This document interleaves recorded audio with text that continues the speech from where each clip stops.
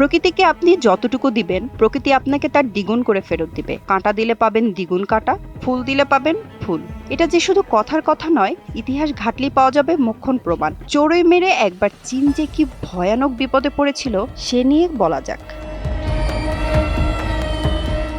সালটা ১৯৫৯ থেকে ১৯৬০। চীনের ক্ষমতায় তখন আধুনিক সমাজতান্ত্রিক চীনের জনক মাও সেতুং। গ্রেট লিপ ফরওয়ার্ড নামে এক আন্দোলন শুরু করেন তিনি। মাও বলেন, ইঁদুর, মশা, মাছি আর চড়ুই পাখি হলো মানুষের শত্রু, এদের মেরে ফেলা হোক। ইঁদুর, মশা আর মাছি মারায় উপকারী হয়েছিল হয়তো, কিন্তু চড়ুই পাখি কেন মারতে হবে? বিশেষজ্ঞদের কাছ থেকে মাও জানলেন একটি চড়ুই বছরে ৪ থেকে ৫ কেজি শস্য খেয়ে ফেলে। হিসেব করে দেখা গেল ১০ লাখ চড়ুই ৬০,০০০ মানুষের খাবার খেয়ে ফেলে। ব্যাস, আর যায় কোথায়? মাও বললেন চড়ুই পাখিও মারো। যেই বলা সেই কাজ।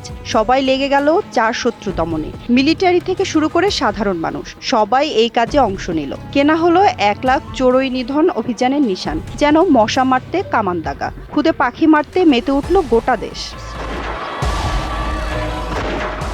যারা এই কাজে এগিয়ে এলো তাদের নাম হলো স্প্যারো আর্মি। এমনকি চড়ুই মারায় উৎসাহ দিতে পুরস্কার ঘোষণা করলো রাষ্ট্র।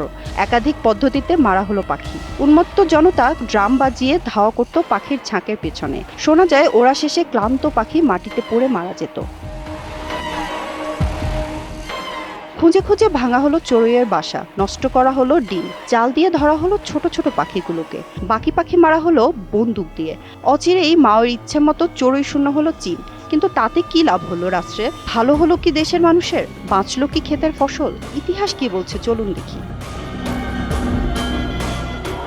আসলে চড়ুই শস্যের কিছু অংশ খেত ঠিক, তেমনি ফসল ধ্বংসকারী পোকামাকড়ও খেত পুচকে পাখির দল। ফলে খেতে দেখা গেল পোকার উৎপাত। নষ্ট হলো সে বছরের সিংহভাগ ফসল। পঙ্গপালের আক্রমণে এর পরের বছরে ফসল গেল নষ্ট হয়ে। চীনে দেখা দিল মহা দুর্ভিক্ষ। ঘরে খাবার নেই, যতটুকু ফসল উৎপাদিত হয়েছে সেগুলো পাঠিয়ে দেওয়া হচ্ছে কমিউনগুলোতে। যা বাকি থাকে তাতে সকলের ক্ষুধা মেটানো সম্ভব হচ্ছে না। ফলে মরতে লাগলো মানুষ। শোনা যায় বাঁচার জন্য চীনের গ্রামাঞ্চলে সে সময় নরমাংস ভক্ষণের মতো ভয়ানক ঘটনাও নাকি ঘটেছে দেদারসে।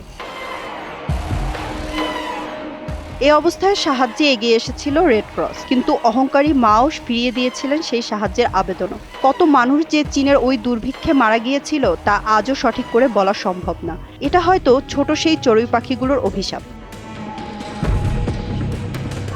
ভয়ে কিনা বলা যায় না, তবে চীন সরকার পরবর্তী ২ দশক কোনো আদমশুমারি করেনি। পরবর্তীতে ১৯৮২ সালে যখন আদমশুমারির ফলাফল প্রকাশ পেল, তখন হিসেব করে দেখা গেল অন্তত ৩ কোটি মানুষ ওই দুর্ভিক্ষে মারা গিয়েছিল। সানজিদা আক্তার, ৭১।